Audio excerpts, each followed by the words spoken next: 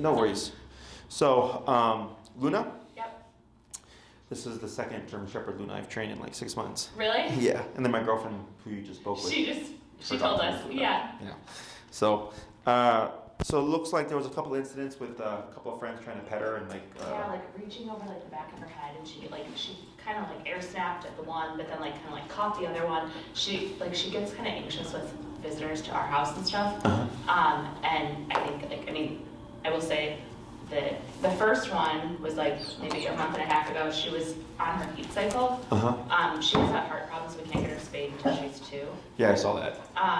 And so I don't know if that had anything to do with like any sort of regret. Probably not. The second one, I would say he was like as awkward as you could be with a dog. Like you could sense the, he was like, So obviously, again, not an excuse, but we're like, okay, but we need to obviously this can't keep happening, right? And we also just want to help with her anxiety in general, obviously. How old? She is 15 months. Okay. Oh, she's small. Yeah, she's, I don't know if it has to do with her heart condition or not, but. Is she from a breeder? No. She from a rescue? My dad's secretary at work had a German Shepherd who couldn't get spayed right away. They had another one, they had an oops and had puppies. So, like, not a breeder, but, like, not a, I see. None of her, we do know, like, she has 3 siblings. They're all fine from the same litter. Don't have a heart problem, neither do mom and dad, so. What does she eat? What is her diet? Purina Pro Plan. Yeah. Large breed, adult, something. Okay. Chicken. She was extremely picky eater. We've tried like multiple foods, and this is like the only one she finally eats. So she's not very food motivated, much more play motivated. Have you done any? I see you have like a prong collar. Have you done any other training yourself, or? We had this one come to our house when she was like real small pup, kind of first like basic stuff. Commands. Yeah. We had someone else come to our house right like a month ago after this happened, and it was just like a horrible experience. Like the whole time he was like, "You're gonna get sued. You're gonna lose your house. And we're like, okay, but what do you want us to do to help like fix this? You know what I mean?" He's like, you gotta, you have to like make sure you don't have it happens again. I'm like, okay, but how do we do that? And we're like, okay, I don't think this is gonna work. And it was just like someone someone who posted in our neighborhood Facebook group, like, who do you recommend for a dog trainer? And people like put this guy's name, and we're like, all right, sure. So we called it. I'm not, maybe not. He's like, the dog should not do anything without your permission. The dog can't lick its butt unless you tell it to lick its butt. And I'm like, this is like a little bit. I thought I was strict. Yeah. I'm like, I mean, if she, like, I don't know how to. Yeah. I don't have time for that. I've not heard of that. But yeah. Sure. Okay. Anything else? I would say just kind of. In terms of training. Yeah, just in general, just like other notes, anything I should know. I would say, let's see. She has definitely come a long way. Like we live in like Norwood Park now in a house with a yard, so she loves that. Before that, until with her first 6 months with us, we lived in an apartment in Oak Park on a really busy street, and it was like her nightmare. We had to she would pee in the stairwell every time we tried to take her outside to go on a walk because she hated all the noise and the people, and she would freak out. And so it kind of the first few weeks we had her, we took her everywhere. We tried to socially, took her to go on walks. If we're going to a cafe, you can sit outside. She did really well. And then I don't know, nothing particular happened. But she just got increasingly more anxious going places. Since we moved in August and we have a yard and stuff, we could barely walk her in a park. She would panic. Now she loves, she is fine going on walks. But definitely still, she's come a long way. People coming over, she's kind of her main issue right now. I see. Loves, our family. Once she knows someone, she cannot wait to see them when they come over. And my mom watched her last night because my husband and I we're both nurses. We worked overnight, and so she, with her heart medicine and stuff, and she's young, she can't stay alone all night. And couldn't be happier to see her, So that's kind of her her main thing right now. Okay. Anything else? I don't think so. So go ahead and pull her in here, and then you're going to want to rotate your collar. So the prong, as you can see, is over her collar. Yeah. So you're going to want to put the prong at the very top of her neck and then clear it of the other two collars that are... The top meaning... Yeah, you see how it's kind of overlapping? Yeah. So we want that to be... Kind of like threw it on real quick on the way out here. There you go. Good, you're going to rotate that so that the where your leash is clipped is on the top of the neck. Now see, the other guy in our house told us we had it like that. Told us that it had to be on the bottom, and we're like, all right. No, it depends on what you're working on. Right. If we're teaching the dog to lay down, we'll put it at the bottom because we want the biting pressure to come from the back of the neck. Sense. Okay. But here, I'm just going to test to see, I have a good idea, like this is a nervous dog. Sure. This is genetic stuff. Right. But I'm going to have you just hold your leash as you are. Okay. And this here is just what's called a bite sleeve. Sure. I'm going to make contact with her just to see how she reacts and to Okay. see, like, there's dogs that can be low level fear but high level aggression, or they can be high level fear but no aggression. Okay. Like it can just be a lot of bluff, so I just want to see what her intensity is, okay? Okay. And then just hold. Just hold her like Yeah. like this distance. Yep. And don't Yeah. redirect her or anything. Yeah.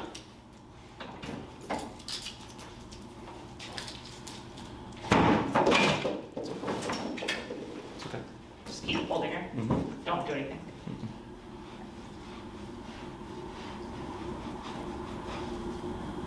Okay.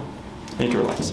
I would say high level fear. Yeah, so she doesn't want the confrontation. Right. Okay, so when I went to pet her right now, in her mind that's confrontational. Even though you know, and I explained to you, I'm just going to touch her and all that Sure. stuff, and then my energy and my demeanor, right? Obviously, I was just passively making contact with her with Sure. this. That's what's called social pressure.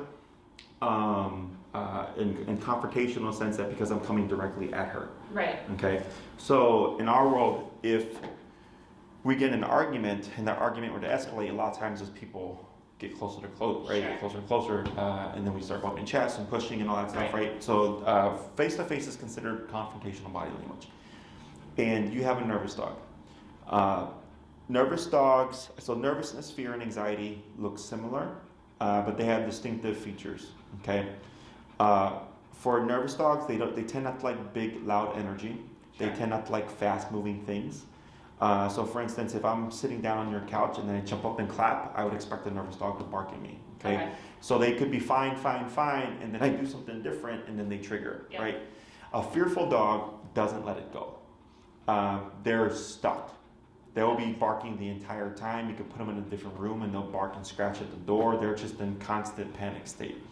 Anxious energy wants to move around a lot, okay? So here, she was anxious most likely because of the environment, okay? Sure. This is new, this is unfamiliar to her, so I always take that with a grain of salt, and I don't think of it as like, oh, your dog's an anxious dog, because all humans, So I'm sorry, you said fearful, you said nervous, fear, and anxious, 3 different ones? there's 3 different, right? So not that she's all 3, it's more so just that you understand how to recognize them. Sure. So okay? I was making sure that nervous and anxious weren't the same. Correct. Got it. So nervous energy will settle, but then trigger when there's a sudden change or fast movement. Fear doesn't calm down. Sure. Anxious energy doesn't settle down. They'll keep moving and moving and moving and moving and That moving. makes sense. Okay? And I think that's an accurate assessment. Yeah. Like, I mean, she's sleeping under the table, and then you get up from the couch, and she's like, "What? What's going on?" And then, Mhm. and then she sees where you go, and you're like, "All right, fine." Yeah, and that's a nervous dog with like people she knows, Mhm. right? So the trigger, but then she looks, oh, it's mom. Okay, and then she Yeah. lays back down. But then if it's not you and it's like someone that she just met, we may see barking or something because Sure. she's like, hey, why are you moving around in my house like that, right? So that's what that becomes. Right. So when I Had went, someone stay over, she met them the night before. They stayed in the guest bedroom. They opened the door in the morning, and she's like, "Wait, the hell, you're still here?" Yeah. And like barked, and then was like, "Okay, fine." You know. yeah, so that would be a nervous trigger. Yeah. And then it comes down to degrees. So like I get nervous dogs that triggered every little thing. And there's nervous dogs that trigger like bigger things like that, Sure. right? Or they forgot that the person was in the room, right? Mhm. So, and then it's also just considering that fear, nervousness, anxiety are all normal things to feel. It's just, and even with humans, some people are more prone to anxiety, Sure. right? Some people are more prone to nervousness. Same thing for dogs. So like I become fearful in my life, but I'm not like constantly on edge of things. Right. Does that make sense? Right. So for dogs, it's similar that there's some dogs that are just more anxious than others, or more nervous, or more fearful, or some kind of mixture of the three. Sure. And then there's dogs that are stable, but then when put under stress might become anxious, but then when out of the moment are completely fine again. Sure. You know. So when I went to make contact with her, if she was legitimately aggressive, there would have been aggression. Right. Okay, but instead she went into flight mode. Anything but. Yeah. Right? Get away from me. And it finally goes to you for comfort, and then was just kind of like, well, I'll just take this now because now my mom's lap, right? Right. And I go, okay, there was no aggression there. Mm-hmm. So then when we look at like the two incidences of the two friends, we have to look at the bigger picture. Right. So then, let's say the one you said they came in like over the top, right? Which is yes, Both times. yeah, is a no-no, especially when you're dealing with a nervous dog, Right. because to them this looks very threatening. Right. And from what I read in the form, those were both corrections. So that's not really what I would deem aggression. That's Okay. a correction. Sure. Don't- And it wasn't like she bit and held on or something. Like the first one, she did make contact, but it was kind of like a, "Arr, get away from, you know, like, Yes. get the hell away from me," and then wanted to play again. But we were like, oh my god. You Yes. know? And it's weird for people because like in that moment you're like, well, yeah, she was defensive, but then went to like, let's play, Right. right? Because that's why it's a correction. She's like, I don't like it when you do that, but we can continue with what we're doing. Right.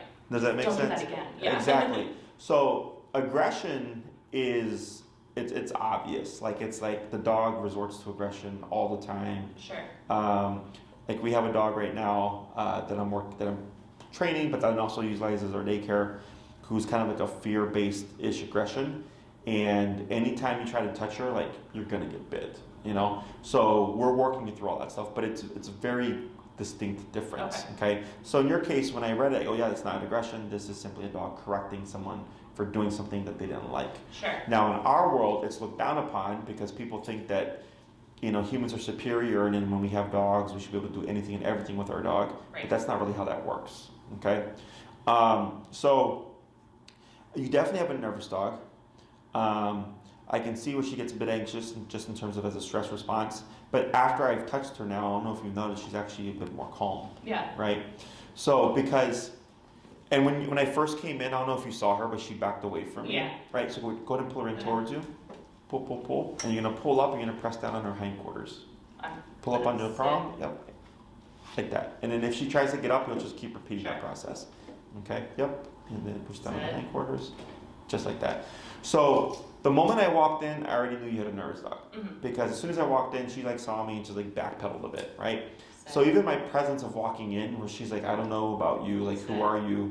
And then when you went to pet her, Sit. I don't know if you noticed, you did something like this, and then she whipped her head around like that and kind of pulled away. I don't know if I noticed that, but okay. Yeah, that's also a nervous dog thing. Okay. Okay. So I see all that stuff. I go, okay, this is what's going on. Sure. So what happens is, if we have a nervous dog, and let's say your experience with dogs has always been the happy-go-lucky type dogs, we tend to treat dogs through that window. Sure. Right? We think all dogs are like that. But then it doesn't translate well for this dog because they're not the same personality type. So then we start to get issues. Mm-hmm. Okay? So in terms of when I'm pulling an understanding here, so we have some defensiveness if approached the wrong way. Okay? We have territorial behavior when people enter the home. Yeah, she barks kind of until, like, I mean, not with people she knows. With new people, she'll bark at them. Yeah. And kind of like back. I think it's more like she's afraid, like, who are, you know what I mean? Yep. And then, like, if they start playing with her or something like that, then she's like, oh, okay, this is not so bad, you know? Anything else that I'm missing there? I don't think so. Okay, so behaviorally, that's what you're dealing with. Yeah. And then obedience-wise, She's pretty good with people, like, she'll kind of fits with the, like, fast-moving, loud thing, whatever. She's fine if people, like, if people are walking by with a dog and she's, like, looking out the window, she's like, oh, I want to go, like, see that dog. So sometimes she'll run and try to go outside, whatever. Mm-hmm. But then, like, if someone is just walking by, she doesn't really care outside. She does hate things like motorized wheelchairs or, like, rollerblades. Yeah. Like, kind of, she's like, why are they moving like that? And, like, and she'll kind of bark at that sometimes. Okay. So a little bit of leash reactivity depending on what's going by. Or that's window, I'm sorry. That's in the house. In the house. On the leash, she's kind of like stops walking and is like, ooh, oh, get away from me. And then like we'll continue. But she doesn't like pull toward them or anything like that. She's more like, ooh, okay. And then once they pass, she's like, okay, we can keep going. Gotcha. She just moved back. Oh, yeah, sorry. Am I supposed to make her Yeah, so go ahead and correct her, but I'm just pointing out, do you see when I move how she backpedals? Yeah. So, when it comes to, behaviorally, I got that. When it comes to obedience, what are you looking to achieve with her? She does kind of do, like, she jumps when she's excited, and okay. we want to kind of get rid of that. Okay. And then, I mean, I think just also, she knows, like, stay and come, stay maybe a little bit less. Come, she knows, but can be selective with when she follows it. Mm-hmm. I've noticed that if I say, like, Luna, come, and, like, I'm more, excited, like, whatever, she'll sometimes ignore it, but if I'm not calm, like, if I have to say it a second time and I'm, like, a little bit more, like, lower voice, something like that, she'll be like, oh, okay, I better really do this, Mm-hmm. But definitely selective with that sometimes, mm-hmm. which we definitely, we want her to know that in general, it's like a safety thing, but also my parents have property up in Wisconsin, and if she's kind of running around playing, they have a German Shepherd, like we don't want her to go too far, like that kind of thing. It's like we don't want to make her stay on like the snake leash because 95% of the time she's fine. But then you're like, okay, but like you also need to come when I tell you to, mm-hmm. So kind of working on that as well. Do you ever foresee yourself like wanting to take her to a restaurant or something? Potentially. Like if we go on a walk, like things like that, like especially when it's up in Wisconsin, like we'll go on a walk, stop at a cafe to grab a coffee, and then keep, like that kind of thing. Sure. But nothing like you'd sit down and have brunch and then... We used to do that when she was super little, but when she was fine, she'd lay under the table. Now she'd be like a little bit on edge. We'd like to, but it's not. Okay. That wasn't a game changer, Sure. So really the reason why I ask is, like, in terms of like the approach and the length of time and everything, it just also comes down to how much does the young want to achieve. Sure. Okay. Now, most people's ceilings tend to be down here. Sure. Okay, but with the tools that we use and the methodology that we use with the tool, our ceiling is actually up here. Uh-huh. Now, do we always get to that ceiling? No. Sure. But if the owner is here and I'm here, a lot of times we get to here. Sure. We get like an 80%, like, wow, like I didn't think this was possible. And it's like, yeah, because of the tools that we're using. Okay. I guess one thing, like, we don't have kids right now, but like we're like, can we ever trust her around like a kid, like someone unpredictable, that kind of makes us nervous, she hasn't really ever been around kids, but just kind of being we want her to be more comfortable with the unpredictable, the unfamiliar. I think it kind of fits with the nervousness, Sure. So when it comes to the kid thing, I've had highly aggressive dogs love the child. Sure. And I've had the friendliest dogs hate the child. Right. So honestly, it's hard that to say, day yeah. when that day comes, it comes, and then you just let me know, and then we figure it out. Sure. Okay. But as long as you don't try to do what most people do, which is like present the child to the dog like Simba, okay? Yeah. We'll be okay. Okay. So, yeah, that's very common. Like, I was holding my baby to the dog. I'm like, don't do that. That's like a treat. Yes. Yeah. So, I'm assuming before reaching out, you did research on our methods. Yeah, So, we use prom and e-collar. Mm-hmm. Okay, so we primarily use e-collar. Mm-hmm. Excuse I me. will say this, like when she didn't have this, like she used to harness when walking, the gentle leader was not helpful at all. She was like just trying to get it off the entire time. This has helped her so much with walking. Mm-hmm. So Good. she definitely like is responsive to that. Good. So we primarily train with e-collar. Yeah. We incorporate prong collar when needed. Sure. So what that means is like e-collar is like stimulation, is that what it is? Correct. And I'll break down the technology as well. So I had a client who lives in Bucktown. She was probably like 90, 100 pounds with a 150 pound Great Dane. Jeez. Who was dog reactive, who would literally drag her across the street, right? So she did prong and e-collar because she needed to have as much leverage as possible. Right. So it's more so incorporated. They're perfectly safe to use together, and it's not that I have anything against prong collar. Sure.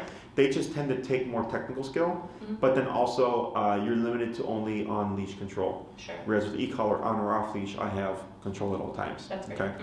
So you said you're a nurse. Yeah. Are you familiar with TENS units? Yeah. The TENS, I forget what it stands for. Yeah, I know you're talking about. Okay, sorry. That's an e-collar. Luna, set. There you go. That would be an e-collar. It's what I call a miniaturized TENS unit. Sure. Okay, so it's just a muscle stimulator. So it's not like actually shocking them or anything like that. Yeah, so the word shock comes from two fronts. One, when e-collars first came out many years ago, they had like 5 levels, 3 to 5 levels, okay? So the jumps in between the levels were very intense. So they were shocking, so to speak. The collars that we use now have 127 levels. Okay. So 5 and 127 are the same, but I have 122 more divisions. Sure. Okay, so it's much more fine-tuned, it's much more subtle. Sure. It also comes from the positive only front, where it's praise, treats, affection. There's even theories, schools of thought where you can't tell your dog no. I actually had a client get kicked out of a group class because they told their dog no in the middle of the class and they got kicked out. Yes, it is crazy. Yeah. So they want to use words like shock, torture, pain, Right. to deter their clients from looking to these tools as an answer. Sure. Okay, so it's not an electric current running through your dog's body. Right. It's not It's not going to hurt electrocution. her heart. Make sure he has a heart condition. Yeah. Correct. So I'm assuming, is that like a heart murmur? No, she has a ventricular arrhythmia, inherited Okay. ventricular arrhythmia in German Shepherds. So it puts them at high risk for sudden death between up to 2 years of age. So she takes multiple medications a day. She's had like a Holter, and she had multiple Holter studies and things. Her heart beats extremely erratically, which, we're both nurses. Like as nurses, I'm like, if my heart, like any patient whose heart beats that erratically, they're going to be extremely like on edge, So I'm like, I don't know if that has something to do with some of this as well. I mean, I think it's probably multiple factors. I think she should be, now she's 16 months, get her 15, whatever she is, like hopefully kind of improving. And then by the time she's 2, she should hopefully outgrow the condition. Okay. Like those that can kind of, so we definitely get nervous. Like when we come home, like, where is she? Oh, okay, she's Sure. So I've worked with dogs with heart murmurs. Yeah. No issues. Okay. This should be fine, as long as it's not like high voltage electricity or anything. Right. So I'm gonna break it down even in a worst case scenario, so that this way you can make the most educated decision. Sure. Okay. Sit. So it's not an electrical current, right? So it's centralized to where the collar would be making contact, which would be her neck. Yeah. Now, the e-collar is a stressor. Okay. So That's okay. and it is varying levels of stress because obviously as the intensity goes higher, the contraction is going to become stronger. Sure. Okay. So let's say when we're working with these cases, we have to factor in a number of things. We have to factor in the dog's coat, the dog's breed, the dog's size, any behavioral issues. Is the dog aggressive, reactive, blah, blah, blah, blah. Is the dog nervous, anxious?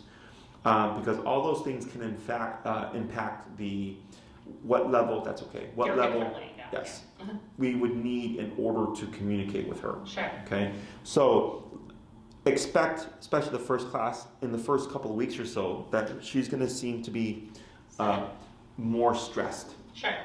Because you're introducing a unfamiliar thing to her. Yep, just so straight up on your leash. Yep, and then push on the butt. Sit. Like that. We have something that's unnatural and unfamiliar. That's an aversive. It's uncomfortable, Sure. right? And she's going to go under stress because she's not knowing or understanding how it works. Right. So in the beginning, dogs can be a little bit more heightened, okay? But then that starts to dip off because they start to understand the structure of things and what the collar is, and that it turns on when they make certain decisions and it turns off when they make other decisions, and so on and so forth, right? So let's say we work with her. Our collar, of course, has 127 respective levels in increments of 1. So let's say you're training with her and she starts to go under stress. When we see our dog go under stress, our instinct is typically to stop what we're doing and or lower the intensity of the collar, okay? But it's the opposite.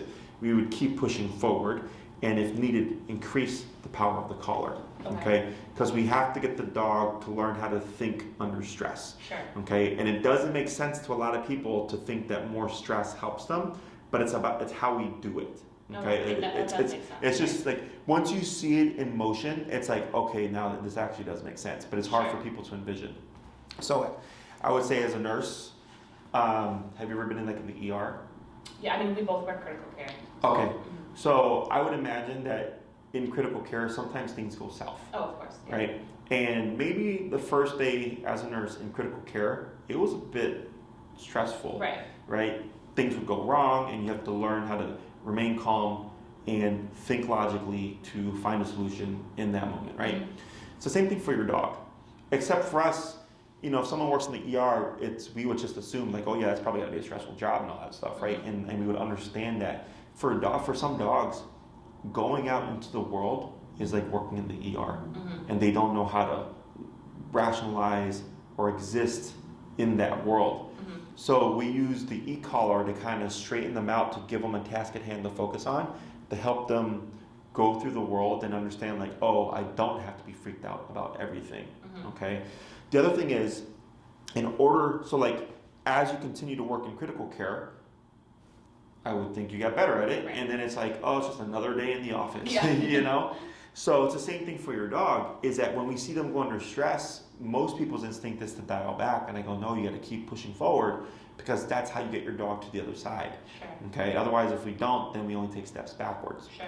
So the only reason why I bring that up would be because of the heart condition. Okay. And then you would know better than I if that would be impacted. I think it's more physiologic as opposed to. I think it's okay. I mean, she gets stress. I think she's already under stress. You know, she has no activity restrictions in terms of like walking. Sure. We probably shouldn't run her for 10 miles or something like that. But you know, she can run around the yard. She can do all that. Yep. And so that would be the only thing with that. Okay. And again, in my experience, at least when I've worked with dogs, heart murmurs, there's never been any issues. So, and I feel like I've worked with a case like yours before, and I'm positive. Like, I have not had any dog that has had any kind of medical issue, seizures or what have you. Yeah, I think the seizure would be more concerning. Yeah. I only ever had one. They didn't do training with me. They only had the consult. But they said if their dog went under too much stress, it would have a seizure. And I told them, I'm like, yeah, I'm not sure if this is going to work because the e-collar is a stressor. Right. And then they didn't move forward with training, so I don't even know if that theory is true. Right. But yeah, I've worked with a number of dogs with medical conditions. To this day, 10 years, 12 years, no issues. Okay, so that would be my assumption. So with that, we work the dog through everything, and then that's also how we create reliability. Okay. Because people tend to only think about training like when everything is great. Yeah. I'm like, well, what happens when things aren't great? You know, what happens if somebody blows up a firework when you're at the park and your dog gets spooked and runs away? Like that's the stuff that we think about. Okay. Doesn't like fireworks. That's true. So obviously, like knowing that your dog is afraid of fireworks, you wouldn't knowingly put her in that situation. But people randomly set off fireworks. Right. You know. All the time. So with the e-collar, the way that I teach it is, yes, you know, we teach the dog the skills and obedience and all that stuff. We'll talk about the behavioral stuff as well. But I'm really working on you as a handler to be able to think on the fly. Yeah, and I think that's what we know, that it's like us that need to, you know, figure out what to do. Sure.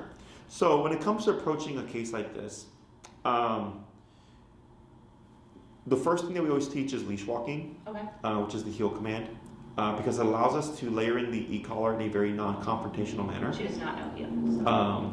And then leash pulling or leash reactivity are like the two most common issues that people want to resolve, so that's another plus. But most people walk their dogs 3 times a day, 7 days a week, living in the city of Chicago. So that's 3 times a day, 7 days a week that you get to practice this routine and this structure to help her get over what the e-collar is. Okay. People tend to only use the e-collar, want to use it when the dog's at their worst. Right? Oh, my dog snaps at you, now I'm going to shock him, you know, type of thing. And I don't know, it's an all the time, everyday thing. Sure. Which is what helps the dog. Like with humans, we have constant structure. We know for the traffic system, green means go, red means stop, you know, yellow means slow. If that were to be changing every other day, there'd be tons of accidents, right? But that constant structure allows us to have, for the most part, safe drivers and all that stuff, right? So same thing for her is we start the first class. I work with you and your husband, right? So like, let's say you're both present. I coach you through everything. I I'm there with you. You have your dog, you have your e-collar, you have everything, and I coach you through it all. Okay, so I don't need to touch your dog. Okay. So you're learning everything hands-on. Okay. Okay, and then we'll review things, and after we're done with the lesson, I'll say, here's your homework for the week. Rinse and repeat. I'll see you in a week. Perfect. Okay. You come back a week later. You give me feedback. You may notice improvements. You're like, hey Jesse, she seems less jumpy in the house. I go, good, because when you're exposing her to the collar and you're putting her under stress and you're working her through it, her capacity to handle stress becomes greater. Mm-hmm. Okay, so then things that would normally bother the dog now don't bother the dog. Sure. Okay, so like I have a client, the one I mentioned earlier, the fear aggression one. She used to lunge at both dogs and people. Mm-hmm. Okay, and we got to the third class and she was still lunging at people. And I said, okay, no big deal. The issue was she still had a fear of people. She still considered them a threat. So I had to do the ultimate thing in her eyes, which was make contact with her, mm-hmm. like I did here. Sure. And she responded very aggressively, and we corrected all that stuff. And then by the end of the class, was passive as I was petting her. And then she learned, okay, Jesse actually doesn't mean me any harm. He's petting me still, and everything's okay. But if I try to attack him, I get corrected. Mm-hmm. And ever since that day, there's been no human reactivity. Wow. Because now when she walks outside and she sees someone in passing, it's no longer threatening because she's already had someone make contact with her. Mm-hmm. Does that make sense? Yeah. Mm-hmm. So, in most other cases, just the natural application of the collar, putting the dog under stress and working them through it, they'll just naturally kind of grow. Mm-hmm. Okay? So, the thing about dogs is that they're physical animals. So you have a good example because you've had two people do something to her that she didn't quite agree with, and she used threat of physicality to address that situation. Sure. Okay? So we're really just giving her what she needs instinctually. Mothers of litters with the puppies as young as 3 to 4 weeks are already nipping and biting their puppies to correct them, mm-hmm. using physicality. And the puppies themselves will also correct each other using physicality. But then what happens is we take that 2-month-old puppy and we no longer do that anymore. Right? We're taught to put them in timeout. We're taught to yelp and turn your back to them, spray them with the water bottle, right? None of that stuff is stuff that dogs do with each other. So what happens is this nervous dog is no longer getting the physicality that would toughen her up as she grew within her litter. Mm-hmm. And then we get a emotionally weak dog. Does that make sense? Yeah. So I see this happen all the time. So a lot of the stuff that I deal with is more so genetic. The whole this dog was abused and that's why aggressive, is, I don't want to say non-existent, but I would say super rare. Okay, because dogs, if they're in a bad situation, they'll respond accordingly. But the moment you pull them out and you put them in a different situation, if they're a stable dog, they come back to who they are, mm-hmm. and they won't have fear of anybody. You know, I've had dogs have stab wounds and bullet wounds and stuff like that. Clearly abused, and the sweetest dog with everybody they know, you know. But that's how people think. Oh, you're scared of people. You must have been abused. You must have been kicked around when you were a puppy or whatever. That's not always the case. We didn't do anything. Yeah. So it's just genetic stuff, and it's nothing that you did wrong. It's just genetic. Who she is. Yes. Yeah. So, and whether or not the heart condition is a part of that is up in the air. It's really kind of a moot point. Yeah. So exactly, and I always tell people it doesn't. At the end of the day, it doesn't matter because it's not going to impact how you approach it anyways. Right. It's the same stuff. So the first 2 classes are typically always around heel. Okay. And it helps you understand how the e-collar works because you're using it on a regular basis. Mm-hmm. So then by the 3rd class, we'd most likely be jumping into the behavioral stuff, which is the being touched with by people. Okay. Now, I could care less about people on the street. Mm-hmm. I care about the people that would be her norm. Your friends, your family, people who would come over. Right. Okay. She doesn't really care about people on the street either. Yeah. So I don't push that stuff because there's liability. I don't think it's as hardcore as that guy pointed out, but there is liability. But as long as you're just being, you're just using common sense. My dog doesn't like random people, and they don't touch my dog. Right. Then we're good. But people coming over, you want to be able to have people come over. Right. That's the thing. We're afraid to invite.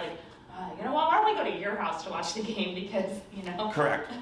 So we do have to press some thresholds because that's how we get her to open up. Sure. Now the good thing is She is capable of opening up. The issue is it's more on her terms. Yeah. Okay, and we need to put it on our terms. Because when everything's on the dog's terms, if you think about it, if she's like, okay, you threw the ball for me, I guess I like you, right? She made that decision, like, I like you, whatever. Then she can also decide, like, you know what, I don't like how you're walking around my house. Right. And then bark at them, right? Because she's deciding when these things happen. Right. When it's on our clock and when we want, it's different. Okay, so now she's disempowered. And that's the biggest thing that we're wanting, is we don't want her to feel as if she's in charge. We want her to feel like, okay, people are going to come over and I may not like it, but there's nothing I can do about it, so I'm just going to chill. Right. Okay? So she doesn't have to like them, but she should at least be neutral. Right. That's always the bare minimum, is just be neutral with people. Okay? But I do have exercises so that we can build trust. Perfect. So that, like, let's say someone comes over 20 times or whatever, and then she's like, hey, it's you again, and like I get good things, and like she opens up. Right. Because she's her circle of trust, so to speak, is opened up. We would like eventually,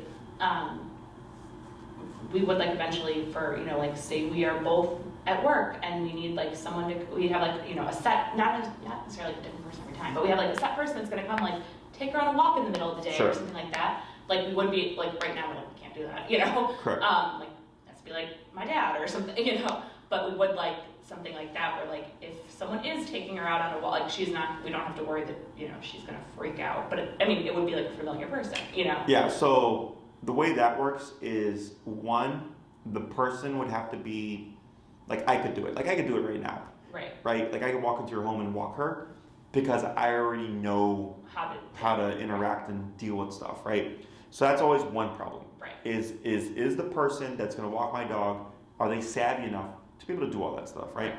The second thing is, if everybody is gone and she's by herself and someone just walks in, I wouldn't be surprised if she was more defensive, because since she's by herself, she thinks she's I mean, I think we would want to have them like, in my mind, like, they wouldn't come for the first time when we're not home, you know what I mean? Right, but what happens is, like, let's say you had like, someone... my parents come in, like, they do, that she's totally fine. Mm-hmm. But, yeah, like you're saying, like, someone else, Correct. So like, let's say you had a dog walker come 3 times when you were home, and then the 4th time you're not home, it's completely different for her. Sure. So it's not to say that it will go south, but it's not to say that it will go well. Right. It's honestly, it's one of those things where it's kind of like, who knows? But part of it is also just how the person himself interacts with the dog, you know, because there's some people that are softer and like, nah, and they just close the door, right? And like, I had a client's dog get kicked out of a daycare or boarding while he was out like in Kansas, and he called me to see if I could go pick up the dog, and nobody would let the dog out the kennel, okay? Because when you walked up to the kennel, he would act really aggressive. So I went there with this, and I just opened the gate and I touched him, and he was barking, just sat down and dipped his head, and I leashed him up and I walked out with him. No problem. And then we had no problem with him here either, but because we know what we're doing. Sure. You know? So what do you generally recommend for like people that, One is if you find like a solo dog trainer who's like, not dog walker, who's like their own business, because then you get the same person, right? So that's one thing, but it just comes down to their savviness, okay? Or do you recommend like bringing them somewhere or whatever? Right, I mean there's daycare stuff too. Right. But when it comes to someone entering the home when she's by herself, that's a completely different context, and that remains to be seen. Okay, so don't think that it's not going to work, but don't be surprised if it doesn't. It's kind of how I go about it. It's kind of something we're thinking, down the line. Yeah. So. Sorry, I didn't mean to distract. No, you're fine. She does well home alone. So we have the 2 class on heel, but the 3rd class I would start going off into the behavior stuff, which is probably going to be a class or 2. Okay, just showing you like this is how you introduce a dog to another person correctly. You'll have to assert yourself and like tell friends like, hey, when you go to pet her, you have to do it this way, and don't be high-pitched lovey-dovey, because nervous dogs don't like big energy. They want passive energy. Now in time, as she gets more trust with that person, yes, she could be able to tolerate that energy, but doesn't mean that she will. Sure. Okay, so just like with like me, I'm a passive person. I don't like loud energy. I don't like big energy. I can be around it for so long, and then I'm like, all right, I need a break from this, and I'll leave, right? So same thing for dogs. So as she develops more trust, she can start to open up and be able to deal with more things. So like, I'm sure for you, like you get up and clap and whatever, and she's like, okay, it's just mom, right? But because she knows and trusts you. So once we get past that part, then we would most likely jump into recall. Of course, the come uncalled stuff. And then When it comes to stationary control, like the place command, it just comes down to the length of time that we have. Okay. Do you have any questions about any of that stuff so far? So we have 3, 6, 9, and 12 class programs once a week for an hour. Okay. So like you're at least 6 classes. And are they individual or like with a bunch of dogs? Or? There's just one. Gotcha. Yep. Perfect. So you're at minimum 6 classes, probably more around the 9 class range. Sure. Okay. So if you did 6, the way I would break it down is 2 on heel, 3 and 4 on behavioral social interaction stuff, and class 5 recall, because that's the important stuff. Heel is part of the behavioral stuff, because let's say like she growls and jumps and snaps at me, you have to correct that. Right. To teach her like don't do that, right? But she has to have an understanding of what the e-collar is before you can actually attempt that. Right. So the heel has to happen. Then we go into behavioral stuff. If all that's looking good, okay, cool. Now we can jump into recall stuff. Okay. Now recall does take the longest to teach because it requires you to go somewhere, put on a long leash, let her be a dog, call her when you have the opportunity. And the 6th class I would look at as a variable in case like you need another refresher on recall or a refresher on heel, or like maybe you tried socialization and it goes so well and you want to cover it again. Sure. That's what that class would be for. So I'm really kind of bare bonesing and going like, okay, I know what needs to be done, and I'm gonna just focus on the prioritize stuff. If you did 9 classes, it gives us a bigger window. Sure. So I go, cool, we got 2 classes on heel, 2 classes on behavioral stuff, we got a class on recall, we have a class on stationary control, so if you want to take her to a restaurant and have her sit still for a bit, you would have that, but that still leaves us 3 classes to tweak things and or just continue to push the level of control you have with your dog. Yeah. Okay, so the way the programs typically break down is like a 6 class program is for someone who just wants to walk their dog and go to the park. So heel and recall. A 9 class program is walk my dog, go to the park, go to restaurants. A 12 class program is someone who wants the whole 9 yards with their dog. They go camping, they go off leash walking, they go to the dog beach, they take the dog everywhere with them. The dog is off leash a lot of the time. They want full control on or off leash. So that's a long 12 class program. Okay, so if all we're really caring about is the behavior and solid control, recall being one of the most important commands, then 9 classes is in my book enough. If it's like I don't need the extra stuff like taking her to a restaurant, we can probably condense it down to even shorter. But then I have to like really prioritize things because I only have you for so much time. Sure. Okay. Sure. Questions on any of that? No. Let me think here. I mean, I want to discuss like which we have with my husband, of course. Yeah. That you don't decide now. You go talk to your husband and then figure out how you want to approach it. We get some clients that like do 6 and then add 3, but we don't prorate it. Okay, so it would be the cost of 6 and the cost of 3, so you end up paying more money. Gotcha. But if you commit to 9 up front, it's less because you're saying I want 9 classes. Sure. So it makes it easier for Maria to book my calendar. But then also, if you do 6 and decide to add 3 because we booked my calendar in advance, someone might already have that time slot because we're expecting our program is going to end. So then you have to reschedule those next few classes that you purchase or whatever. So when it comes to like the progression and everything, it all comes down to the human, because people always ask like, well, how do I know this is going to work? I'm like, well, that's if you do the work or not. Right. You know, so I can only take you as far as you're willing to go. One thing to bear in mind is I've had this happen, but it's rare, but it does happen, where the dog will try to shut down and they won't want to walk because they don't like the e-collar. And we could be at 90, the dog's just like, nope, not moving, and you can see them contracting on the muscle, and the owner's like, well, 90's not working. I'm like, well, we got to keep going up until the dog decides like I need to do something about this. But if the owner stops, or like when they do their homework during the week, if they don't go there if needed, well, now the dog learns like you won't do it. So now we're taking steps. Exactly. So it's rare, and typically when we see that stuff happen, it's already a problem. But I always just like to give people worst case scenario so that they go in. If they're willing to handle worst case scenario, then we're not worried about any hiccups. We know we're going to keep pushing, we're going to keep moving things forward. So if you end up doing a longer program, like a 9 to 12 class program, let's say we get to like the 8th or 7th or 8th class and everything's going really well, her socialization is going well, her leash walking is great, her recall is really good, her stationary control is you're making really progress. Smart. Yeah. Okay, is if you're wanting to get off leash type level control, is we start to space out the classes. Okay. Because now you need more time to go to the park and practice, Right. make mistakes, screw up, have successes, or figure out, hey, we want to work on this because she's kind of sloppy with this. Yeah. And then we space out the last classes. So in the beginning, it's kind of week by week by week by week because I'm teaching you all the skills. But then if we come to a point where it's like, hey, everything's going really well, we want to just advance the level of control we have with the things that we know. Sure. Then we start to space out the last classes. Sure. Okay. So like for sure, like when I get my 12 class programs, for sure, once we hit class 9, they're usually spaced out by a month or two. Okay. Because you could intend to go to the park and practice every day of the week, Right. and then the weather's shitty all week. Right. You know. So, but yeah, but it's all play it by ear. Okay. Some clients, they don't make steady progress like others do, so then I end up seeing them week for week for week for week because I'm trying to keep them moving forward. Right. But most people tend to fall into the category of like, we've had a lot of progress, we just want to advance what we know. Right, Then we right. start to space things out. Questions on any of that? No. How much does she weigh? 52 pounds. Okay, so I would put her on the Doctra 2300, which is meant for a 70-pound dog and under. Maria will send you the information for that. Yeah, I don't think she'll ever get over 70. So yeah, she's 15 months now. She's not gonna.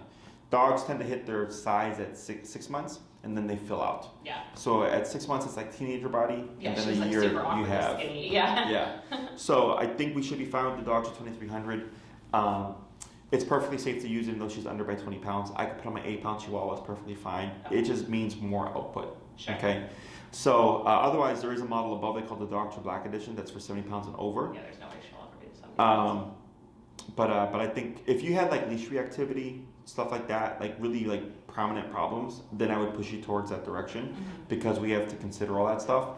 But this seems like typical like nervous dog, unsure, being approached incorrectly, you know. So that would be me educating you. Excuse me. And then that e-collar should be sufficient. They run around 287-ish with tax. They last for a really long time. I had mine for 10 years before I had to replace them. So as long as you take care of your collar, there's a fully waterproof system as well. Both the transmitter and the receiver, so both the collar and the remote. And is it something that's on like 24 hours a day? No, Only when you would need it. Gotcha. Yeah. Okay. Which leads to my next question is most people always ask, when does the collar go away? And in my book, when you need it, it doesn't. Okay, so that means... When you need it. Okay, got Yeah. it. So when you go out for a walk with your dog, you're going to have it on. If she's going to be off leash anywhere, you're going to have it on. Right. If you're going to a restaurant with other dogs, I'd have it on. Or have someone come over. Correct. Probably have it on. But then other than that, if she's a great dog, you don't need it. Right. Okay. So people will ask like, well, if this tool is so effective, why do I need it even like once the training is done, right? Or like in 2 years? And I'll tell them it's because of opportunistic behavior. Are you familiar with what that is? Mm-hmm. Like when you have the opportunity, you slip into whatever. Exactly, right. So it comes from instinct. So like let's say there's a body of water, it's fresh water and the animals want to drink from it, but they know there's like a threat like an alligator or something. I think that's the freshwater one. That I used to know between alligator and crocodile. Hey, your next client is here, and closest that you might look outside today, or you're staying inside? For Ginger, Yeah. she's early. Tell her I have 10 more minutes with my consult. But if you can help her with like the e-collar setup and everything like that, Oh, okay. just to so she's not just sitting there. Okay. Okay. So she lives across the street. So very early. Is if the animals know the alligator is in the water, they won't drink. But when they see the alligator leave, everybody comes in and drinks. Okay, because the threat is gone. And then once it comes back, everybody leaves. Right. People do it. The easiest way to explain it is, do you drive? Mm-hmm. Do you go on the expressway? Yeah. Do you go the speed limit? That's it. Yeah. Depends. That's usually the reaction I get, right? But then I tell people when you see a squad car, what happens? Slow down. Yeah. Yeah, that's opportunistic behavior. Sure. Okay, so it's a part of animal instinct. It's nothing good or bad. It's just the way of the world.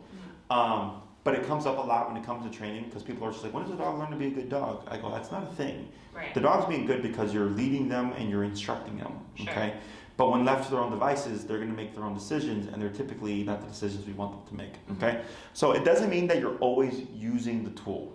If you're always using it and it's like 3 years from now and you're still using it, you did something incorrectly. Okay, Right. which is typically people try to give the dog the opportunity to avoid it. Mm-hmm. Okay, whereas I use every opportunity to apply it. Sure. So as long as you're following through with the training, it should be like, yeah, we have people come over, she got the collar on, but she's great, Mm-hmm. right? And then once everybody's come in and they're settled down for 15 minutes and you know she's a great dog from that point, then you remove your collar, you don't need it anymore. Because it's the initial door knock and the spark of territorial behavior and all that stuff. And how does it get control? Like, do we control it with something? Correct. Gotcha. So it's like a remote? Or exactly. So you have the remote, she has the collar on, and you would use the remote to communicate with her. Gotcha. So I like to call it like a bite on the button. So you can either correct things you don't want or teach her to do things like sit and stay and all that stuff. Okay. Question on any of that? So we covered people, when does it go away stuff. Any questions? I don't think so. And so you're in Norwood Park? Jefferson Park. Jefferson yeah. Park. Okay, so you're like over by It took me O'Hara's. like 20 minutes, yeah, with Okay. traffic. So like closer than O'Hare, like Yeah, it's like right up before the it or Foster on the expressway. yeah, I used to know the neighborhoods really well, and then 2020 happened, and everybody started traveling to me, so Yeah. now I forgot what the neighborhoods are. So the way most people do it is they travel to me for the training, and now we're starting to transition over to Oz Park, which is Yeah, I down used in to Lincoln live Park. right by it. Yeah, so it's the busiest park in Chicago. Yeah, very busy. I was insane. Yes, so we train there when Okay. the weather is permitting. Okay, so chances are by the time you sign up, you will most likely be relocated to Oz Park. Mhm. A lot of people like it because it is so busy and they're learning Sure. in the middle I was gonna of. say because she's not gonna like it. Yeah. Yeah. But that's the benefit of it. Now Sure. whether or not we train there or if we were to train inside actually doesn't matter. Sure. But the clients like it because they're in the middle of it and they're learning in the middle of it. Right. Okay, as opposed to learn here in a controlled environment and then go kind of Right. learn at home. And then like let's say we need to schedule an in-home or anything like that. Most people will do. They travel to me. We get a bunch of stuff done, and then they might say like, you know what, Jesse, I'm still having problems with this issue at home. Mhm. Then they'll schedule a one-off class in the home. Okay. And then there's a in-home charge. Maria knows this. Once we start to hit a certain distance, there's a travel fee. I think you'd be fine in Jefferson Park Yeah. from what I remember. It's not Um, fair. But it just comes down to time of day and all that stuff. But if we get to that point, Sure. we'll talk about it. But most people, we get a good chunk of stuff done here. Mhm. And then if needed, it's like, okay, now we'll do the in-home and then work on like people coming into the home and stuff like that. Right. Okay. Question on any of that? I don't think so. When it comes to scheduling and my schedule and all that stuff, do you have like a rotating schedule? Yeah, so that's what I was gonna ask. Like, I mean, it doesn't have to be the same time every week, or can it? We know our schedule several weeks out. Yeah. Um, So most people do a recurring time slot, but I've worked with nurses and Sure. people in the medical field, so I mean, there's some flexibility now. We can try not to work every. You know what I mean? sure. So what they've done in the past is they'll just send Maria their schedule, Sure. and then they just schedule it like that. So you're not held to a time slot. And would you prefer both of us be there every? Ideally, yes. Anyone who's going to be a part of the training, Sorry. no, you're fine. Ideally would be present. Mm-hmm. Sit. Because you guys have rotating schedules, there might be a couple of weeks where we don't see each other. Mm-hmm. It's nothing good or bad. It's just more time to practice. Sure. Okay. But yeah, we can work with that as long as Maria knows ahead of time. Mm-hmm. We do give people. So if you let's say have to reschedule and you cancel outside of 48 hours, Mm-hmm. that gives Maria time to reschedule and all that stuff. Make sure they don't have gaps. Right. Because especially once we're at the park, if someone cancels, they're not You're just like- sitting there for an hour. Yeah. Yeah, you know. So, and we give everybody a freebie last minute cancellation. So like, as long as you give her at least a 5-hour window. Right. So if your class is at 5 and you cancel 11:55, you're okay. You have a freebie cancellation. But Sure. once it's within 5 hours, there's not much we can do. Sure. Okay. Because we understand shit happens. And like, are you able to start these relatively soon after we decide if we decide we want to? It depends on what your availability would be. Sure. So like my weekends and evenings tend to be the busiest because people are 9 to 5. And we actually have kind of the opposite issue, is we're here for around. Right. So if you had like I had a client today at 10:30 and she's like, should I be worried about someone wanting my time at 10:30? I'm like, I'm 10:30 in the morning. I'm like, probably not. Right. So so it really just comes down to the time and day that you're wanting. Yeah. So weekends and evenings are the busiest. So when it comes to the scheduling stuff, you can just email Maria. Okay. She'll contact you if she doesn't hear from you. But if you wanted to just get a head start and just say like, hey Maria, we want to sign up. Please, we want 9 classes. We have a rotating schedule, so we're not gonna do a set time, but here are our schedules. Mm-hmm. And then she can start just that process. Please allow her a 5 to 7 business day turnaround. Sure. Because since you've scheduled your consultation, other consultations come through Right. that she's scheduling. And then try There's to coordinate. previous consultations that are currently booking their Mm-hmm. times, and then there's my already existing client list. Sure. So once you're on as a client, things become a lot easier because Right. Maria knows I have to contact you every 2 weeks to get your schedule, blah, blah, blah, blah, right? But it's just in the initial booking process, you're kind of back in line again Right. to be on the roster, Right. okay? Questions about any of that stuff? Um, For now, with what you're using, it's perfectly fine. I don't like that style of prong because one, it's the incorrect size for your dog. I think it's too big, right? Two, and she's not going to grow into it. Yeah. Two, the nylon band or whatever doesn't allow you for optimal performance of the tool. But for now, it's perfectly fine. Sure. Once we transition to the e-collar, we're most likely going to Not graduate from that, right. and it's not going to factor in anymore. Sure. Okay. But for now, you can keep using it. Yeah. And then that's pretty much it. Now, this video, would my husband be able to like? Yes. Okay. So it usually takes me a couple of days to Sure. edit and upload and everything. So you can email Maria, and then Sure. she emails me. So then I make sure to send the link. Sure. But yeah, it will just be a couple of days. Yeah. Great. Okay. Mm-hmm. Anything else? And she'll be able to kind of like send me the rates, or is that all on the website? I know. It's on the website. I know I looked. I just can't remember off the top. Yeah, it's all on the website, but she'll also go over that stuff with you Sure. as well. Okay. Okay. Sounds good. Anything else? I don't think so. So nothing I've not seen before. Okay, that's refreshing. I mean, like, you don't want to hear like your dog's doomed. No, you know? Yeah, like you see how like now And I'm she's like, kind of but neutral. like 95% of the time she's fine. Yeah, that's nervous dog. Yeah. But like here, Mhm. like I have a dog right now that I'm working with, and the entire consult, the dog was just on edge, and it was a lot of like, but because you gave her direction, she's able to relax, and she's just been chilling there, Mhm. So So like he came in, she stood up, she went back. yeah, and so you're just kind of giving her the direction of like, don't worry about it, your job is just to relax, Sure. type of deal. Okay, Okay, so yeah, nothing out the ordinary. great. Okay, Thank you. for a nervous dog, this is normal. Okay, Okay. thank you. Mm-hmm.